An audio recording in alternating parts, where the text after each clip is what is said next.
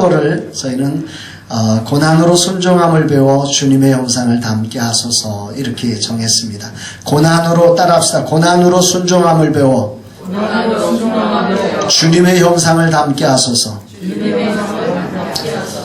작년 연말에는 사실은 주님의 형상을 담게 하소서 그렇게 한 줄로만 썼었는데 이번 금식하는 가운데 히브리서를 묵상하면서 고난으로 순종함을 배워 이 주님의 형상이 그냥 빚어지는 게 아니라 고난으로 순종함을 배울 때 우리가 주님의 형상을 닮게 된다고 하는 사실을 알면서 이 표어를 조금 더 늘려서 고난으로 순종함을 배워 주님의 형상을 담게 하소서 이렇게 정했고, 오늘 개강예배 설교 제목도 고난으로 순종함을 배웁시다.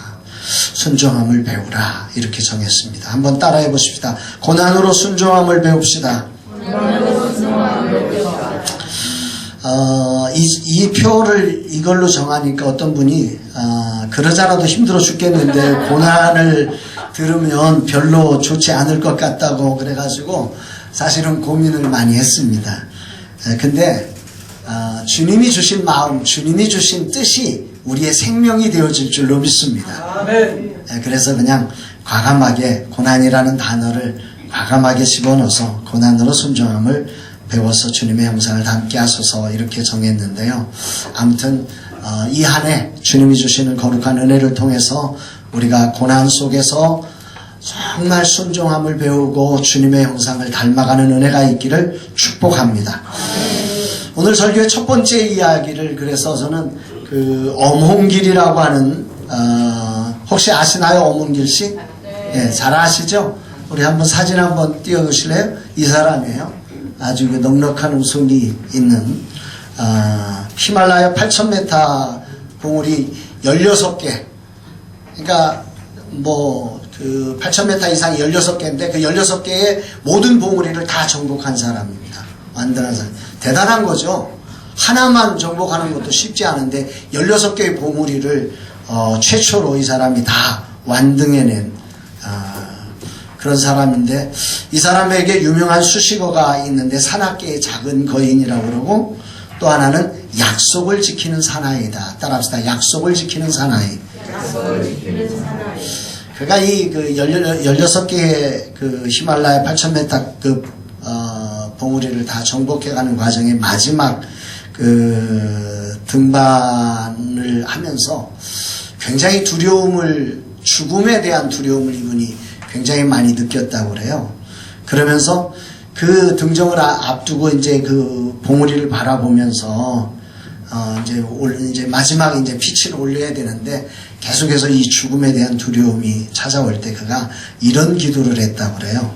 목표를 이루고 사람만 돌아가게 해주신다면 등반 중에 숨진 동료 세르파의 가족을 돌보는 일에 일생을 바치겠습니다. 그는 그렇게 고백을 합니다.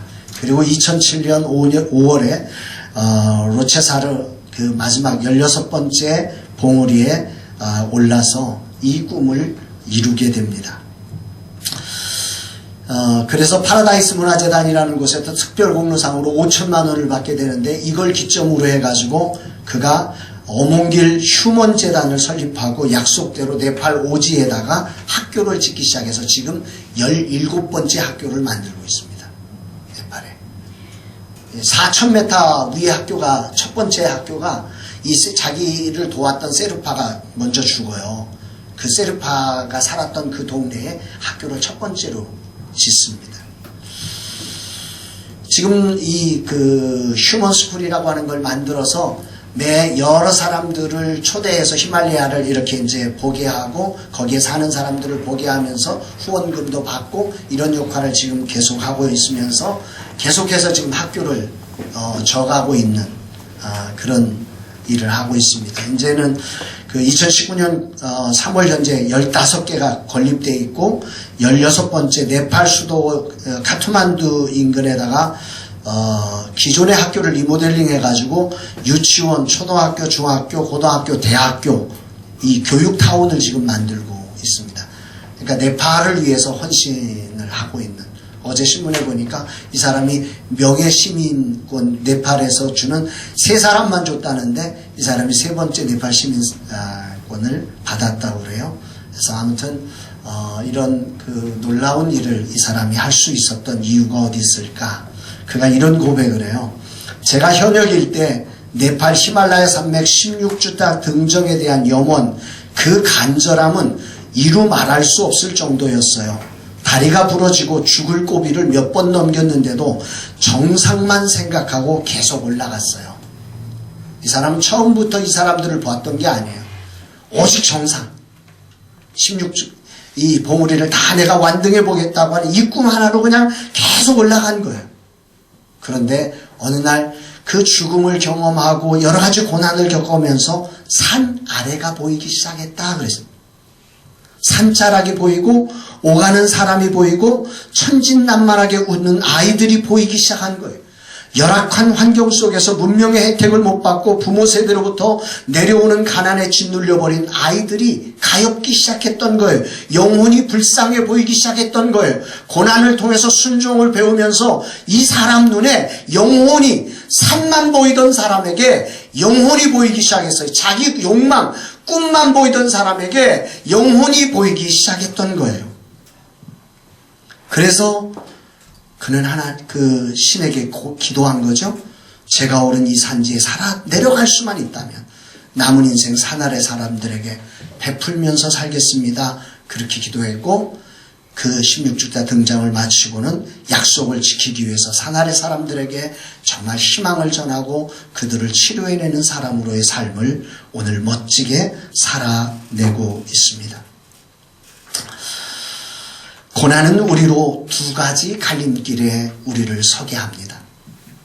하나는 고난을 통해 하나님의 뜻에 순종하는 사람이 되어 다른 사람의 영혼의 아픔을 공감해주고 그들을 치료하며 그들을 축복할 수 있는 사람으로 우리를 바꿔내기도 합니다. 그러나 반대로 고난은 우리로 하여금 더욱더 나를 고집스럽게 만들고 인생을 불평하며 수전노처럼 자기만 아는 사람으로 만들 수도 있습니다. 이 2가지 갈림길에서 어몽길이라는 사람은 다행히도 순종을 배우고 많은 약한 사람들의 마음을 만지는 축복의 사람으로 세워질 수 있었던 것입니다. 본문으로 돌아와 본문에서 가장 중요한 한 구절을 뽑으라면 저는 영원한 구원의 근원이 되시고라는 부분으로 생각합니다. 하나님은 예수 그리스도를 영원한 구원의 근원으로 세워주셨다, 되시게 하셨다 말씀합니다. 그런데 영원한 구원의 근원이 어떻게 되셨냐면 이 히브리서의 핵심 키워드인데 이것을 영원한 구원이 되는 이 길을 우리 하나님은 아들이시라도 고난으로 순종함을 배워서 이렇게 하셨다고 말씀합니다. 구약의 백성들은 죄를 지을 때마다 제사를 드리면서 매번 죄를 지으면 제사 드리고 죄를 지으면 제사 드리고 너무너무 번거롭고 언제까지 우리는 맨날 이렇게 살아야 하는가? 매일 짐승을 잡아 피를 뿌리는 제사를 반복해야 하는지 정말 싫었고 힘들었을 것입니다. 그들은 동물의 피를 통해 죄를 일시적으로 사함받을 수 있는 길이 있었지만 그들의 죄를 영원히 사함받을 수 없었고 의롭게 된 삶을 살아갈 수가 없었습니다. 그래서 늘 그들에겐 소망이 있었습니다. 우리가 이 죄악을 벗고 더 이상 날마다 이 피를 뿌리면서 살아가는 삶이 아니라 정말 제대로 된 삶은 살 수 없을까? 이런 소망을 가진 이들을 우리 하나님은 아시고 이들을 위해서 독생자 예수 그리스도를 통해서 단번에 영원한 속죄를 이루는 이 구원의 길을 열어내 주셨음을 저와 여러분들은 알고 있습니다. 그래서 누구든지 예수님을 구원자로 주인으로 모실 때 그분의 흘리신 보혈의 피가 능력이 되어서 영원한 구원을 받고 죄를 이기는 삶을 살게 된다고 하는 것이 정말 성경이 말하는 영원한 구원의 근원이 되시고라는 이 말씀의 정확한 뜻일 것입니다. 사랑하는 여러분, 주님이 흘리신 그 보혈, 고난을 통하여 자신의 물과 피를 다 흘려내 주신 그 고난이 정말 위대한 능력임을 믿으시기를 주의 이름으로 축원합니다. 우리가 자주 부르지만 주의 보혈 능력이 또다 주의 피 믿어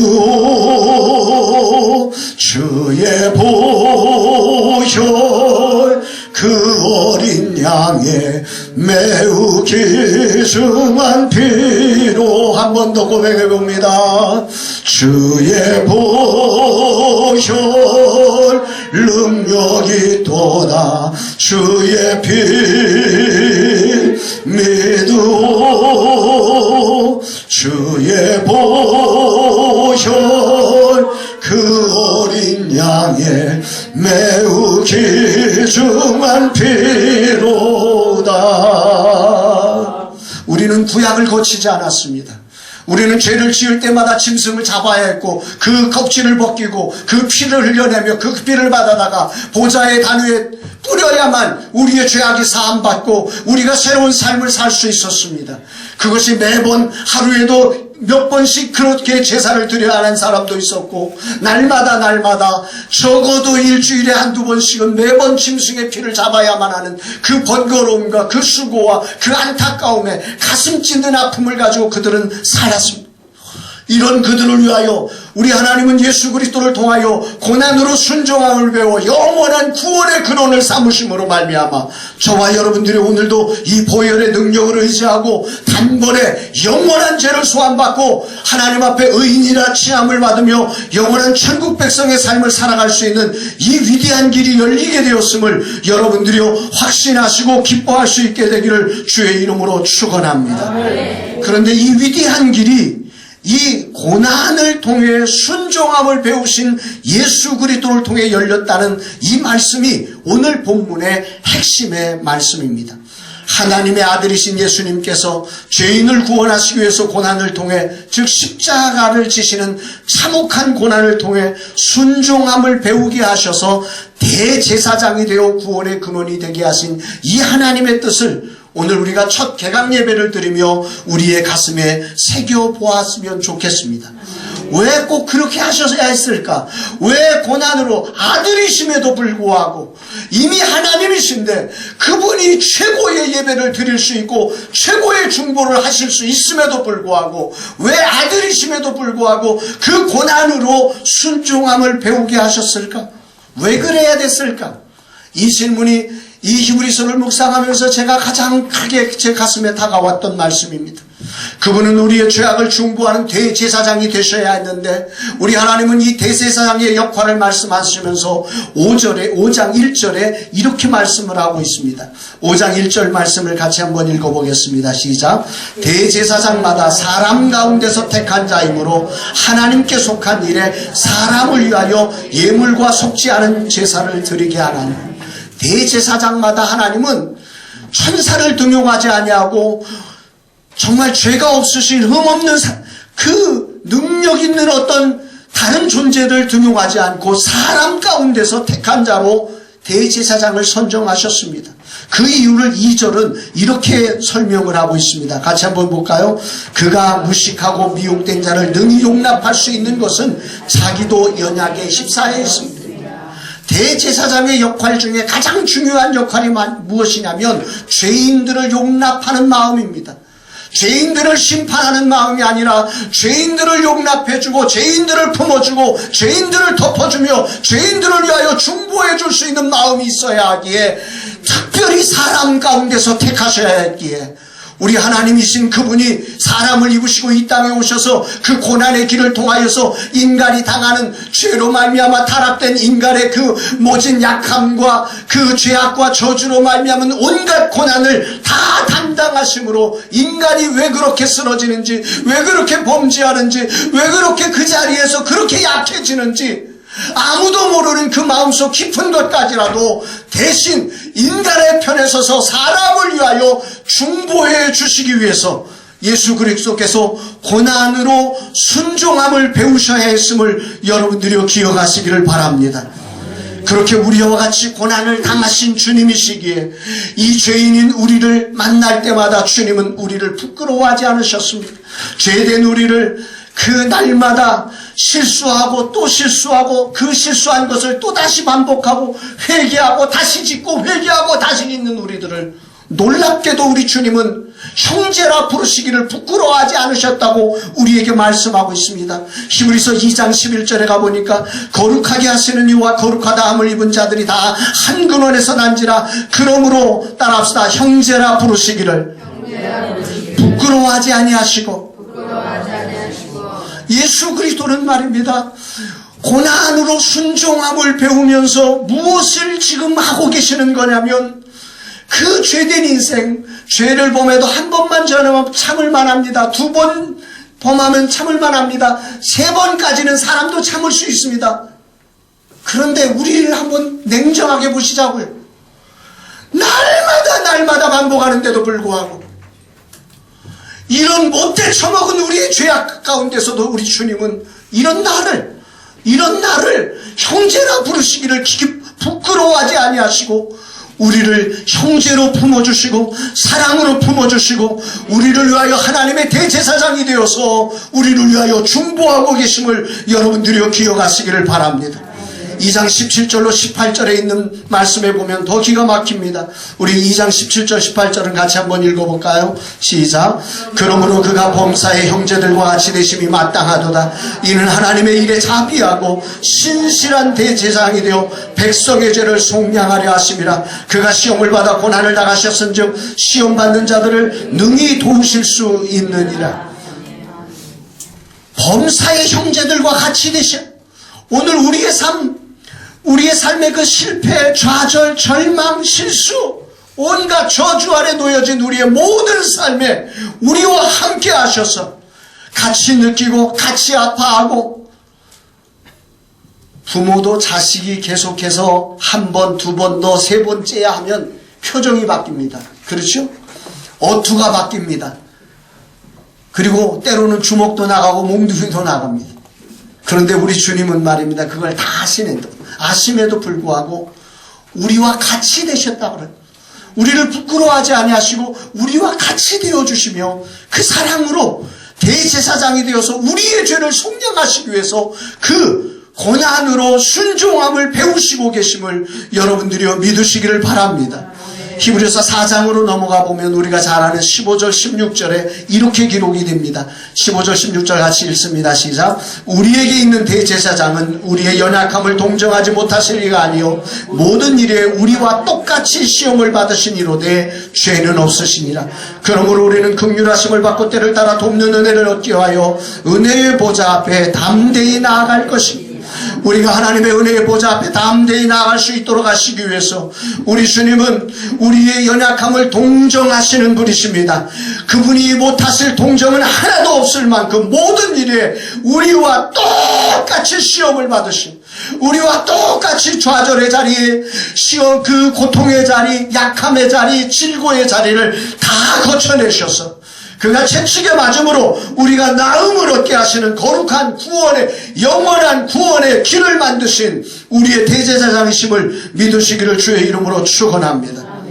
존경하는 도역자 여러분, 우리 주님 우리의 죄를 온전히 사하실 수 있는 영원한 대제사장이 되셨음을 믿으시기를 주의 이름으로 축복합니다. 그분은 구약의 어떤 대제사장과 비교가 되지 않는 완전한 대제사장으로 2020년 새해에도 우리를 형제라 부르시기를 부끄러워하지 아니하시며 우리와 함께 하시며 우리의 대제사장이 되어 우리의 속량을 주시고 영원한 구원의 근원이 되심을 믿으시기를 주의 이름으로 축복합니다. 우리가 2020년 새롭게 출발할 수 있는 이유는 이분이 영원한 구원의 근원이 되어 주셨기 때문입니다. 누구든지 이분을 믿는 자마다 이 영원한 구원의 역사가 여러분의 심령과 교회 안에 놀랍게 일어날 줄로 믿습니다. 다시 동물의 피를 잡아서 피를 흘려 제사를 드리는 그런 제사가 우리에게 필요 없습니다. 우리는 예수 그리스도 영원한 구원의 근원 되신 이 예수 그리스도를 의지하고 이 믿음으로 우리가 달려갈 때 그분이 우리의 구원자가 되셔서 우리를 위하여 대제사장이 되셔서 우리를 중보해 주심으로 말미암아 우리의 심령과 교회 안에 사역 안에 놀라운 영광으로 채워주실 줄로 믿습니다.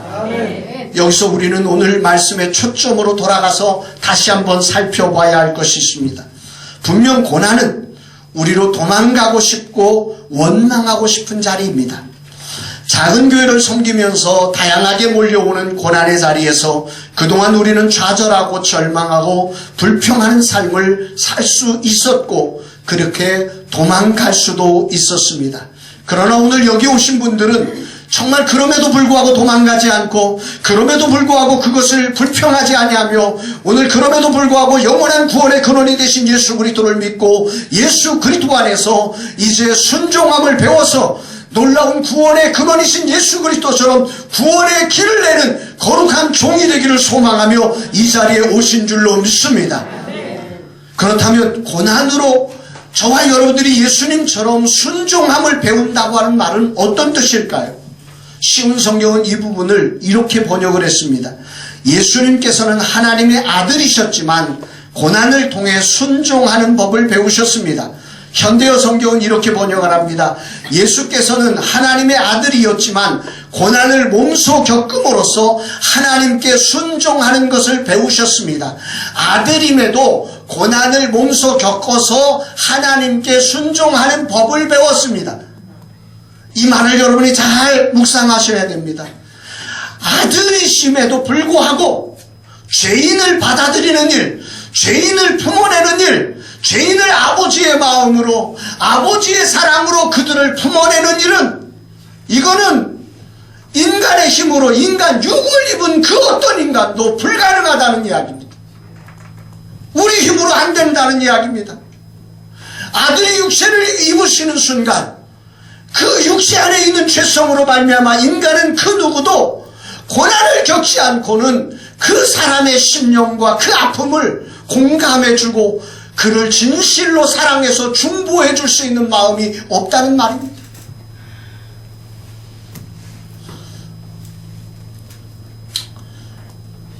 우리 딸이 어제 YG라고 하는 엔터테인먼트의 최종 면접 시험을 봤습니다. 이제 면접 시험을 보고 이제 저녁 때 와서 어떻게 봤냐 그랬더니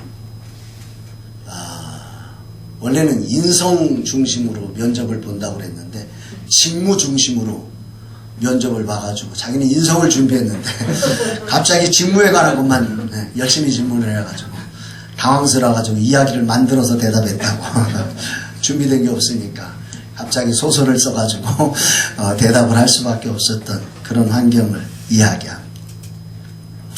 제가 제 자식입니다. 제 자식임에도 불구하고 그 이야기를 하는 그 딸의 심정을 제가 이해를 하기가 어려웠습니다. 그 딸이 얼마나 당황했을까요? 자기는 이쪽 부분으로 정말 그렇게 공지가 났으니까 당연히 그렇게 준비를 했고 그렇게 열심히 준비를 해가지고 맨날 며칠 막 밤을 새가면서 준비해가지고 갔는데 엉뚱한 자기가 전혀 생각도 못한 부분을 질문받을 때 얼마나 당황했겠습니까? 그런 안타까운 그런 아픔을 아버지가 돼서 그걸 느껴주고 공감해주고 그걸 함께 할 수 있어야 하는데 내 마음에는 준비를 할 때 그것까지 하지.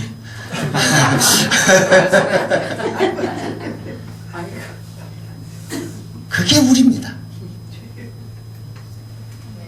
그게 인간입니다. 인간은 거기까지입니다. 부모는 잘했으면 좋겠는 거 그거 하나.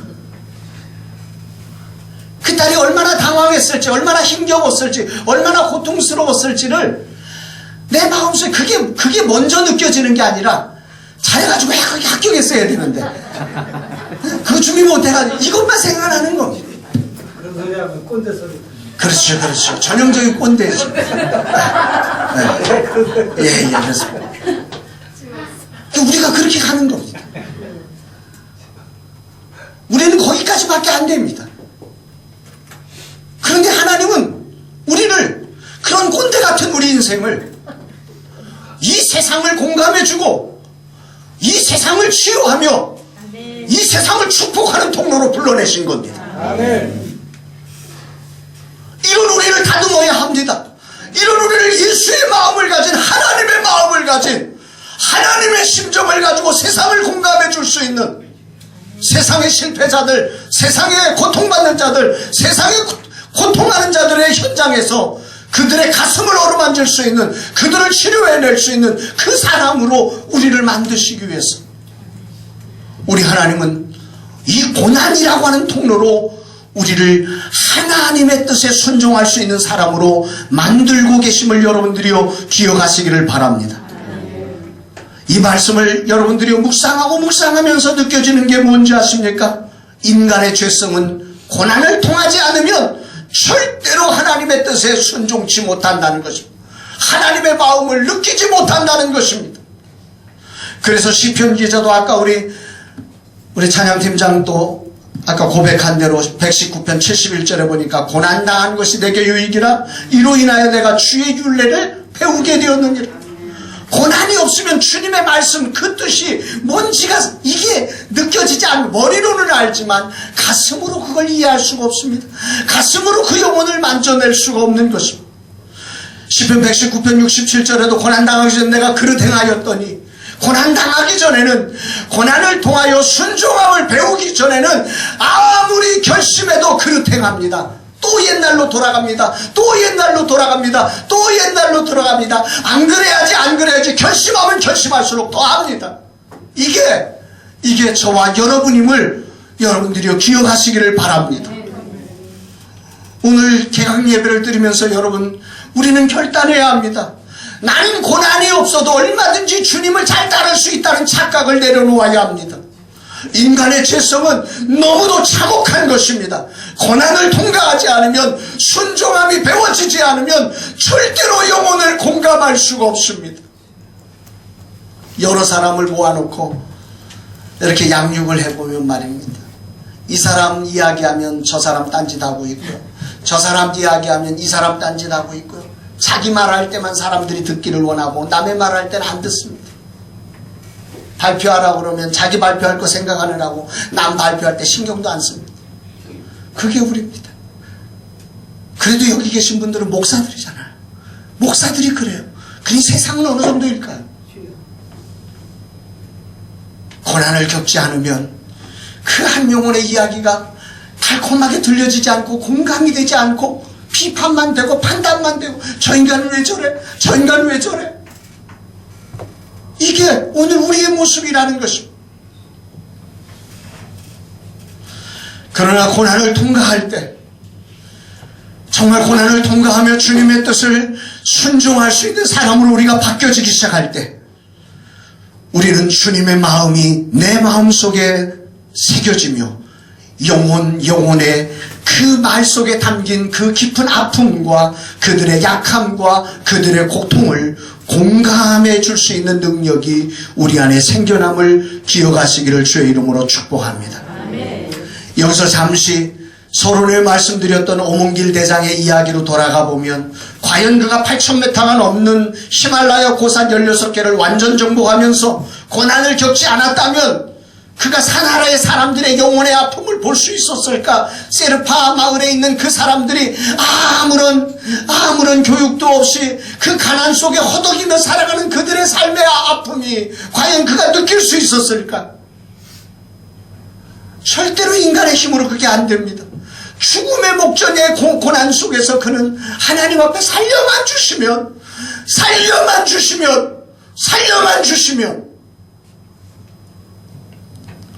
2020년 새로운 출발점에 서서 우리는 오늘 결단해야 합니다. 올해도 그리 만만한 세상은 아닐 것입니다. 정부의 정책은 점차 복음을 전하지 못하게 하는 방향으로 나아가 동성애를 허용하는 그런 법령들이 여기저기 지자체마다 지금 계속해서 발표되고 있습니다. 사람들의 인식은 교회를 향해서 정말로 문을 닫고 쇠철문을 잠가버리는 그런 세상으로 바뀌어가고 있습니다. 교회의 환경은 날로 더 힘겨워지고 있습니다.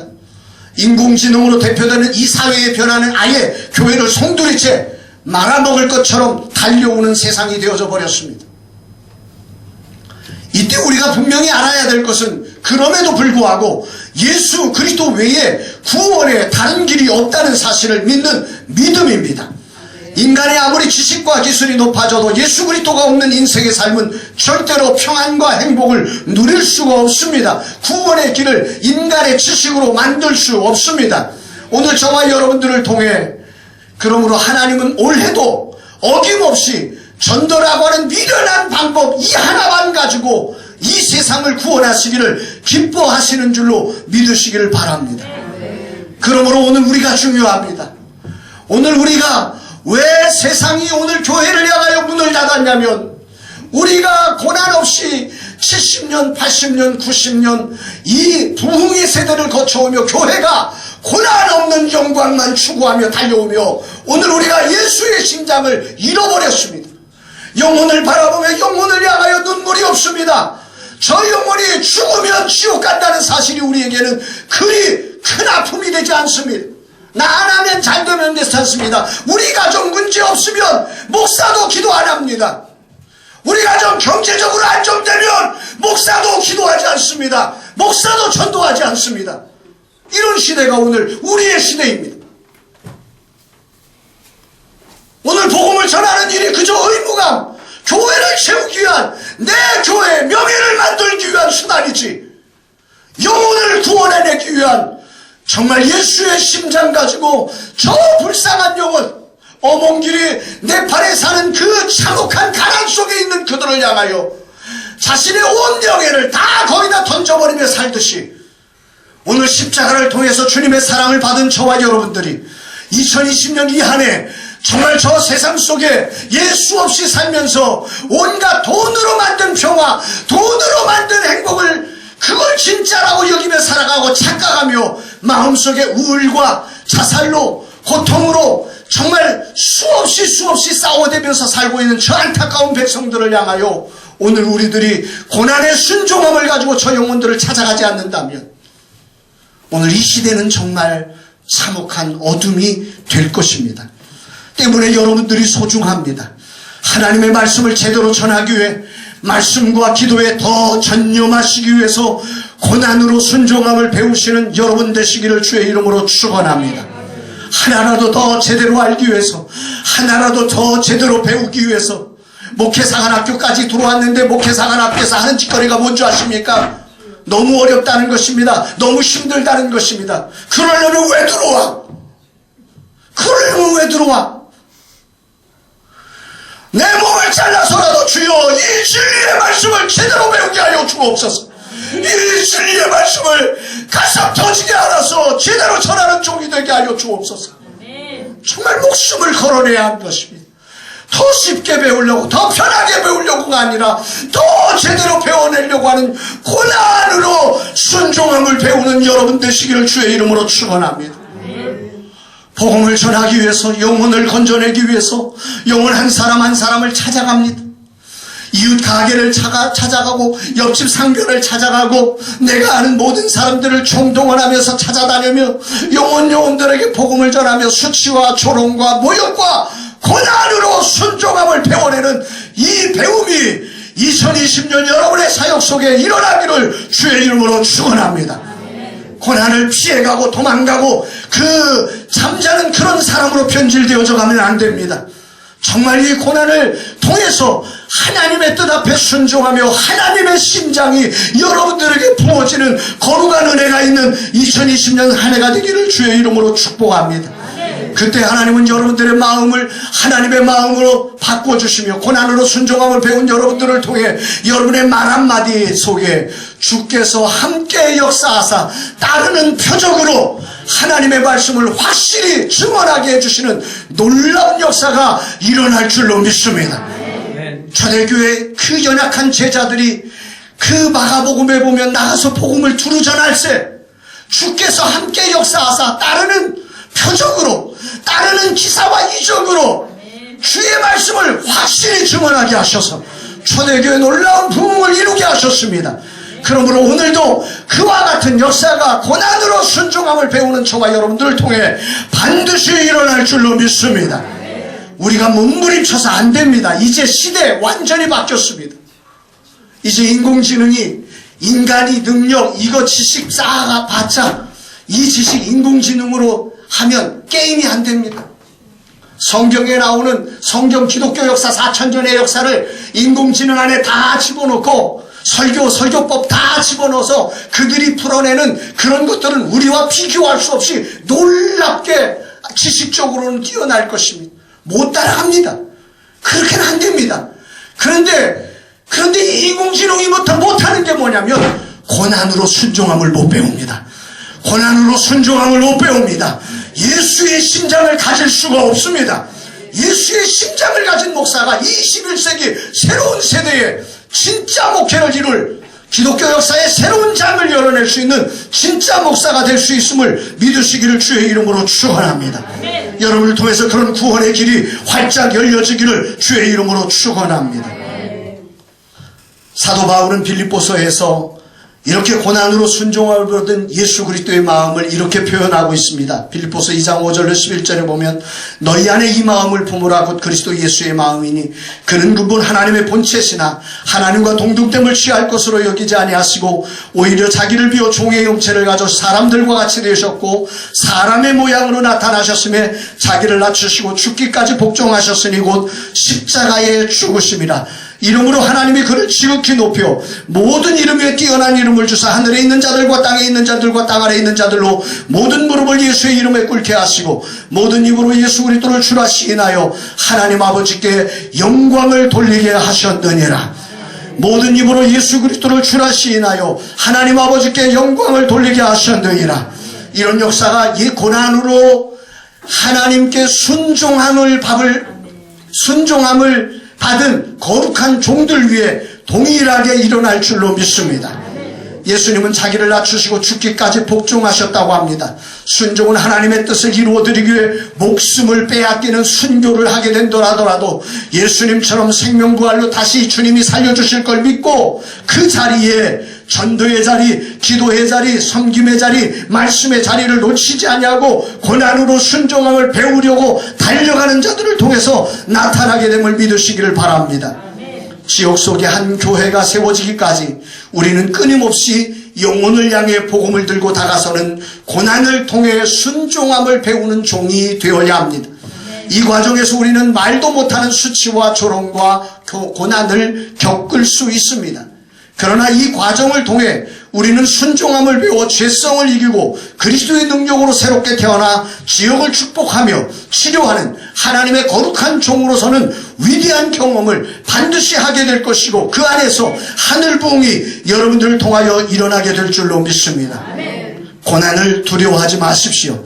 2020년 이 한 해 고난을 통해 순종함을 배우는 최고의 학교라 믿고 고난의 자리를 찾아가서 고난을 피해가는 사람이 아니라 그냥 고난을 기다리는 사람이 아니라 고난을 찾아가서 복음을 전하고 사랑을 전하며 하나님의 말씀 앞에 서는 거룩한 종들이 되기를 축복합니다. 성경에 나오는 믿음의 조상 아브라함은 그의 아들을 번제로 드리라는 말도 안 되는 고난을 통해 순종함을 배워 믿음의 조상이 되었습니다. 다윗은 자신이 성전을 지을 수 있음에도 불구하고 고난을 통해 순종함을 배워 그의 아들에게 성전 짓는 영광을 다 내어줍니다. 괜찮습니다.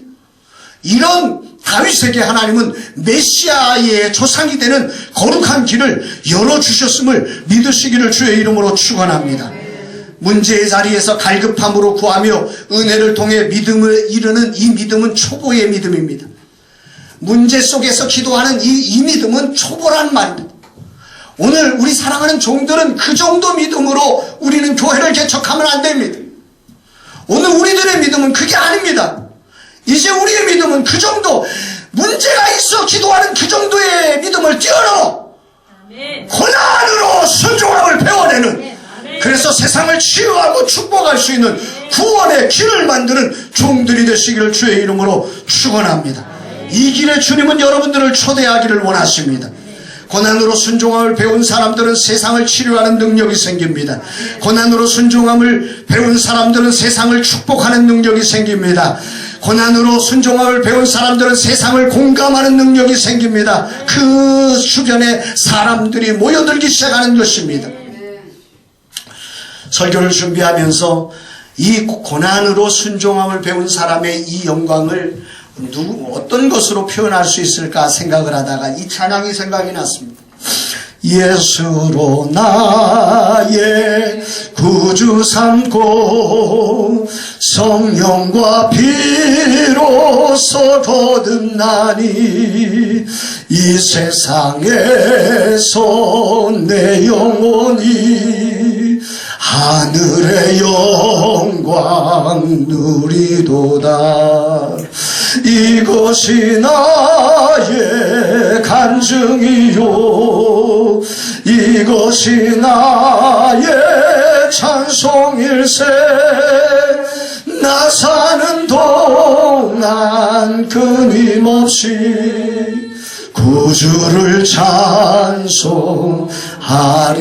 찬송하리로다. 할렐루야. 이 찬양이 너무 좋잖아요. 이 세상에서 내 영혼이 하늘의 영광 누리로다. 도대체 어떤 사람이 이런 찬양을 썼을까? 어떤 사람이 이 가사를 만들었을까? 우리가 잘 아는 대로 이 사람은 맹인으로 95년을 산 환희 크루스비입니다. 맹인으로 95년을 살면서 9천여 편의 찬송시를 쓴 사람입니다. 1820년 뉴욕에서 태어나서 태어난 지 6주 만에 돌팔이 의사 때문에 시력을 상실합니다. 원래 시력이 없는 사람이 아니에요. 돌팔이 의사 잘못 만나가지고 시력을 상실한 거예요. 그 돌팔이 의사 잡으려고 했더니 도망가가지고 잡지도 못하고. 생후 1년 되었을 때 그의 아버지가 죽고 맙니다. 15살이 됐을 때 그를 정말 사랑으로 보고만 해서 키워준 할머니가 돌아가시고 그 주변에 있는 사람들이 다 떠나가 버립니다. 다. 고난 왜 이 사람 주변에 있는 사람들은 다 떠나가는지. 정말 기가 막힌 사람 가운데 복된 사람 만나서 가정을 꾸렸는데 그 남편도 얼마 안 있다 떠나가. 인생에 고난당할 수 있는 고난을 다 경험한 이 사람. 예수로 나의 구주 삼고 성령과 피로서 거듭나니 이 세상에서 내 영혼이 하늘의 영광 누리라며 이것이 나의 간증이요 이것이 나의 찬송일세. 나 사는 동안 끊임없이 구주를 찬송하리로다. 할렐루야. 이 세상에서 내 영혼이 하늘의 영광 누리로. 고난을 통해서 그는 순종함을 배우며 이 세상에서 하늘의 영광을 누린 사람입니다. 그리고 그의 찬송시들이 오고 오는 세대 수많은 영혼을 치료하며 그들을 축복하고 있음을 여러분들이 기억하시기를 바랍니다. 수많은 영혼들을 예수께로 인도하는 정말 위대한 찬송의 전도자가 되었음을 여러분 기억하시기를 바랍니다. 누군가 이 환희 크루스비에게 이렇게 물었답니다. 하나님께서 많은 은사를 당신에게 주었는데 거기에 한 가지만 더해서 당신의 두 눈을 볼 수 있게 해주셨다면 얼마나 더 좋았을까요? 그때 이 환희 크루스비가 이렇게 대답을 했답니다. 만약 내가 태어났을 때 하나님께 한 가지 부탁을 할 수 있었다면 나는 아마도 지금과 같이 소경으로 태어나게 해달라고 구할 것입니다. 왜냐하면 내가 영화로운 하늘나라에서 뵙게 될 주님의 얼굴이 제가 가장 처음 보는 얼굴이기 때문입니다. 그는 자신의 눈 감은 것으로 인해서 사람의 얼굴을 처음으로 보지 않고 천국에서 눈떠 처음으로 볼 분이 예수라고 그게 너무 기뻐서 나는 그 기도를 하게 될 것이라고 고백합니다. 환희 그렸습니다. 그녀는 고난의 터널을 통과하며 순종함을 배워서 찬양을 통해 수많은 영혼을 치료하고 축복하는 사람이 되었고 수많은 사람을 영원한 구원의 근원이신 예수님께로 인도하는 구원의 길이 되었습니다. 사랑하는 동역자 여러분, 오늘 우리의 고난은 무엇이며 그 고난은 지금 순종함을 배우는 자리가 되고 있습니까? 아니면 불평을 배우고 절망을 배우는 자리가 되고 있습니까? 오늘 내 생각처럼 되지 않고 어쩌면 내 생각과 정반대로 되어지고 있는 현실 앞에 하나님을 믿고 행했는데 왜 내가 손해만 보느냐고 힘들어하고 불평하고 원망하며 좌절하는 분들이 계십니까? 그러나 오늘 본문을 통해서 우리는 알게 됩니다. 바로 그 자리가 고난으로 순종함을 배우는 자리임을 저와 여러분들이 기억할 수 있게 되기를 바랍니다. 모든 종교는 문제를 해결하기 위해서 시작합니다. 그러나 기독교는 문제를 해결하는 믿음뿐만 아니라 더 나아가 문제를 만들고 문제에 서서 하나님의 뜻에 순종함을 통해 구원의 길을 내는 종교가 기독교임을 믿으시기를 바랍니다. 우리는 아무 문제 없다고 평안하다 평안하다 하는 그 속에 예수 복음을 전함으로 전쟁을 만들고 그 영혼을 진정한 평화의 나라 천국으로 이끌어가는 구원의 길을 만드는 사람이 되어야 하는 것입니다. 돈 있어서 문제 없다고 말하고 건강이 있어 문제 없다고 말하고 배워서 문제 없다고 말하는 그들에게 예수 없는 당신의 인생은 지옥 가는 인생이요 예수 없는 당신의 인생은 진실로 문제 많은 인생임을 문제를 만들어뜨리고 그들로 하여금 영원한 구원을 받게 해야 할 사람들이 바로 저와 여러분들이어야 하는 것입니다. 그러기에 오늘 우리가 진정한 고난의 자리에서 그리스도께 순종하는 법을 배우지 못한다면 우리는 이런 그리스도의 자리에 구원의 자리에 서지 못하고 정말로 참혹한 자리에 서게 될 것입니다. 오늘이란 시간 작은 교회를 섬기면서 다가오는 다양한 고난의 시간을 불평과 원망으로 시간을 낭비하거나 자신의 욕망을 향해 도망가는 기회로 삼지 마시고 2020년 안에 하나님의 뜻 앞에 온전한 순종함을 배워내며 지옥 속에 구원의 길이요 구원의 등대가 되는 거룩한 교회를 이루시는 저와 여러분들이 되시기를 주의 이름으로 축복합니다. 아멘. 고난으로 순종함을 배워 우리의 심령의 영혼을 보는 눈이 정말 저들의 영혼의 아픔을 공감해주고 그들을 치료해내고 그들을 축복할 수 있는 예수 심장 가진 거룩한 주의 종들 모두가 되시기를 주의 이름으로 축복합니다. 아멘. 우리 함께 기도하시겠습니다. 우리 찬양 하나